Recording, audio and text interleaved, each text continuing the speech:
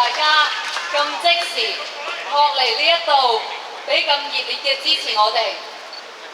今日喺網上，我見到好多朋友都話好失望、好痛心、好絕望。事實上，香港今日係變咗天，因為 DQ 科呢件事嘅發生，加埋之前嘅兩席，我哋無論地區定係功能組別，都喪失咗一個決定性嘅否決權。呢個社會小人當道，好多人都痛心於呢一種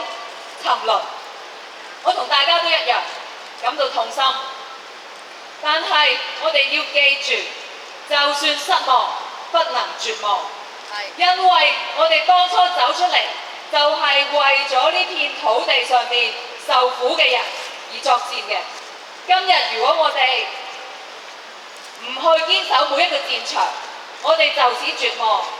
呢片土地上面嘅人將會受更加多嘅苦。呢個唔係我哋嘅初衷，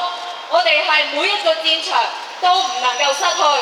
就算失望，不能絕望，因為我哋就係為咗呢片土地上面水深火熱嘅人而戰嘅。我哋唔要官商鄉黑繼續勾結，繼續令到我哋呢片土地上面嘅人嘅利益因佢哋而受損，得唔到尊嚴。所以希望大家繼續維持正面思想，我哋每一個戰場都唔能夠放棄，我哋一定會重奪我哋嘅民主戰場。多謝大家。